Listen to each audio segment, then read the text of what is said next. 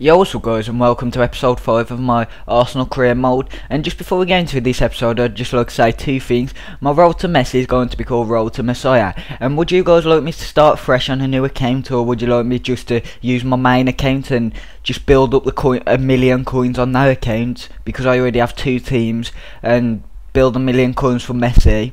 And then I could probably do the same for Ronaldo once I do Messi.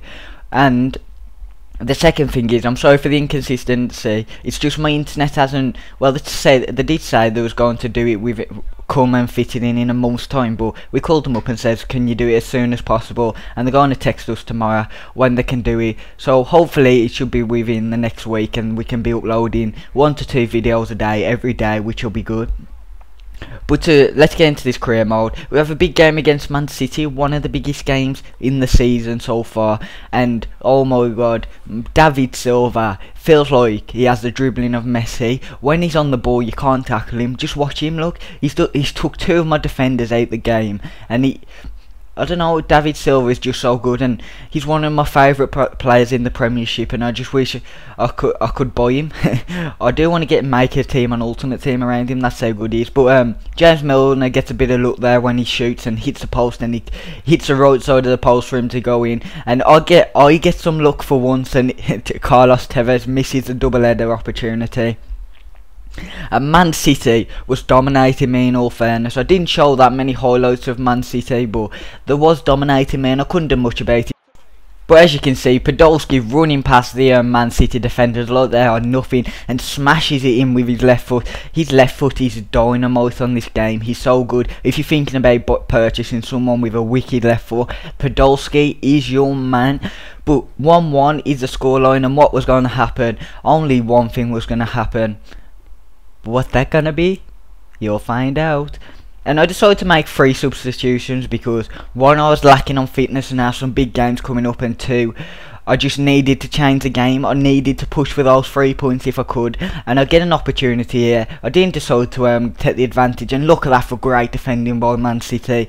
I literally had an open goal apart from their one defender, and I started getting more of the ball now, but it wasn't meant to be. And I just couldn't get a goal past Man City. I just couldn't get that second goal, that winning goal. I was getting all the ball, but I just couldn't get that winning goal. And as you can see, even Muriel couldn't pick up a goal. But we do get a corner here, and I decided to put Lightning on the corner. And it just wasn't meant. It just wasn't our day. A 1-1 draw. That's what the scoreline was, and that's all that was going to happen, was the 1-1 draw, and which was a good result in all fairness. But maybe I could have done better if I sorry about that guys, maybe I could have done better if I had more fitness in my players. But as you can see, I have a game against, I can't remember what their team name is. Oh shit, Copenhagen, I think the name is. I just remembered. Copenhagen. So I did decide to put most of my bench playing, and as you can see, the fitness and the form of some of my players isn't too well at the moment. So I needed to rest some players for the game against Chelsea, like my big guns, for example, Jack Wilshere, Santi Cazorla. But I always leave Muriel on my team because he's a tank and he's so good. And when you need a goal, you need Muriel. The same when I can't think who said it, one of the commentators said it, and they said, when you need a goal, you need Thierry Henry. But that saying just don't come into my head, and I just thought I'd add Muriel on it. But yeah, so as you can see, I'm editing the squad, putting my big guns on. Not my big guns, my little guns should I call, like Kelvin, Forrest, and Oxlade-Chamberlain. Forrest isn't really that good. For some reason, he just doesn't seem to be that good for me. He gets in the right spots at the right times. He just can't finish his chances, and I don't know if that's because he's a right mid and I'm playing him on the wing, plus I'm playing him on the left side. But he just can't finish his chances. And the second thing is, Muriel isn't going. His overall isn't going up as quick as I'd like. He's overall on my previous career mode, he went up to 81 within the first 6 games, and he's not doing that right now. But look at that. I do want to buy a new keeper because Szczesny isn't. I don't like Szczesny on this game. As you can see, he ran out for the ball, and he just he punched it right into their player like he does in real life. He punches it into the... He doesn't punch it away from danger, he punches it into the path of the player. But Muriel picks up a goal for us, and it's 1-1.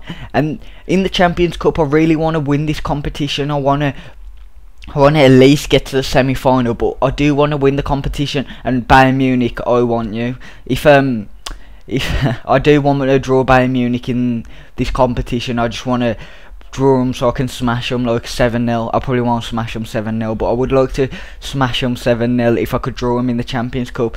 But I doubt I'm even going to draw them in the Champions Cup, as when I checked the recent results after the game, I think they drew 2-2 to a noob team, should I say. But yeah, so it's 1-1 and we've got a corner, and Oxlade-Chamberlain's probably my best person on corners in the team at the moment. And look at that, Sacco beats everyone to the ball and scores, and we're winning 2-1. But it's not long until they get a nice little goal, and I'm thinking, what the fuck, I need to be defending better, I want to win this.